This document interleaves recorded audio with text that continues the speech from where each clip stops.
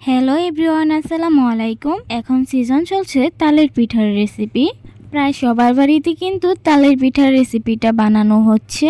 আজকে আমার রেসিপিটা হলো তাল থেকে তালের রস বের করার রেসিপি। তাল থেকে তালের রস বের করার জন্য আমি দুটো পদ্ধতি ব্যবহার করব।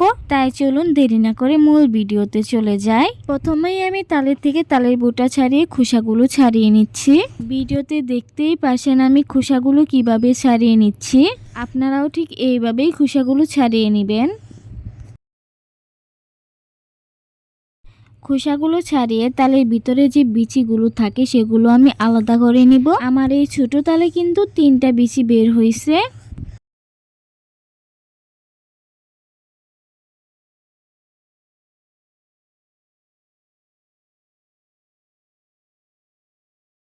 আজকে আমি আপনাদের সাথে দুটো পদ্ধতির মাধ্যমে সহজভাবে তালের রস বের করে দেখাবো। একটা পদ্ধতি হচ্ছে গ্রাম বাংলার পদ্ধতি, আর একটা হচ্ছে আধুনিক পদ্ধতি। প্রথমেই আমি আপনাদের আধুনিক পদ্ধতি ব্যবহার করে দেখাবো। প্রথমেই আমি গ্রেটার নিছি। আমার হাতে এই গ্রেটারটা কিন্তু প্রায় সব বাড়িতেই আছে। আপনারা এই গ্রেটারে তাল দিয়ে ভালোভাবে খোসা দিয়ে তালের রসটা বের করে নেবেন। এবার আমি আপনাদেরকে গ্রাম বাংলার পদ্ধতি দেখাবো। আমি তালের 3টা বিচি কিন্তু বাটিতে নিয়ে নিয়েছি, আর এখানে আমি আধা কেজির মতো পানি নিয়ে নিয়েছি। এবার পানি আর হাতের সাহায্যে রসগুলো বের করে নিব তালের থেকে। এভাবে আমি বাটিতে 3-4 বার পানি নিয়ে রসগুলো বের করে নিব তালের থেকে।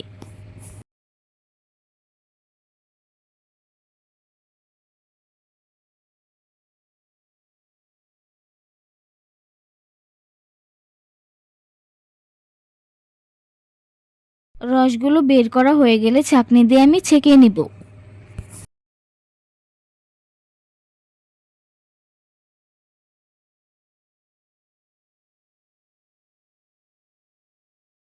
এবার এই ছাঁকনি দিয়ে আমি আগে গ্রেট করা তালের রসগুলো ছাঁকনি দিয়ে ছেঁকে নিচ্ছি।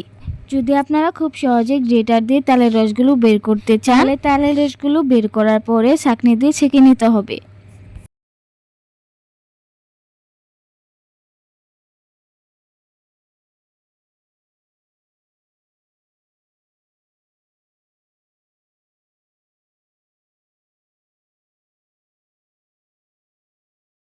আধুনিক পদ্ধতিতে তালের রস বের করার পরে এবার আমি গ্রাম বাংলার পদ্ধতিতে তালের রস বের করে দেখাবো। তার জন্য একটা পাতিলে তালের রসগুলো আমি 2 মিনিট গরম করে নিচ্ছি। এবার একটা সুতি কাপড় ভালোভাবে ধুয়ে নিয়ে কুসুম গরম তালের রসটা ঢেলে দিব। অবশ্যই সুতি কাপড়টা কিন্তু বাটিতে নিয়ে রাখতে হবে। সুতি কাপড়ে তালের রস দিয়ে সুতি কাপড়টা ভালোভাবে বেঁধে নিব। এবার বেঁধে রেখে দেব 3-4 ঘন্টার জন্য। 3-4 ঘন্টা পরে দেখতে পারবেন তালের রসটা পারফেক্টলি হয়ে গেছে।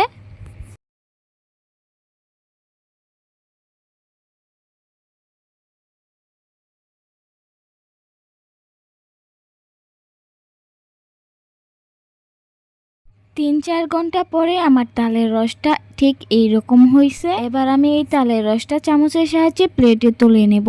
তালের রস বের করার খুব সহজ পদ্ধতি হলো গ্রেটারের সাহায্যে বের করা, কারণ এতে সময় কম লাগে আর খুব তাড়াতাড়িও হয়ে যায়। কিন্তু এইভাবে তালের রস বের করে রান্না করলে অনেক সময়ই দেখা যায় এটা খেতে তিতা লাগে, কিন্তু গ্রাম বাংলার পদ্ধতিতে তালের রস বের করলে সময় বেশি লাগলেও এটা খেতে কিন্তু একদমই তিতা লাগে না। আর এইভাবে তালের রস বের করে খেলে কিন্তু অনেক মজা লাগে।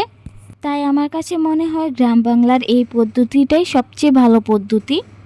সবাই ভালো থাকবেন, সুস্থ থাকবেন। আল্লাহ হাফেজ।